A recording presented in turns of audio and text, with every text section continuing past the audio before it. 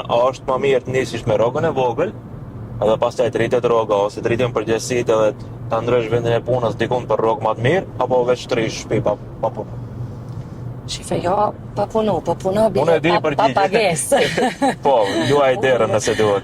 Po, puno edhe pa pagesë. Kur dhe pa pagesë, merru edhe me aktivitete vullnetare, në qoftë se nuk e ke gjetë ende ta themi atë punën e duhur, definitivisht jam, domethënë kundër asaj që ndron shtëpi se rroga është e vogël, domethënë më mirë që puno, domethënë një çfarë do lloj pune, se pse e them kështu, normal. Unë për atë thash, unë nisi ndoshta para se kur të bëna dallimin, a flasim për kandidat me eksperiencë apo pa eksperiencë.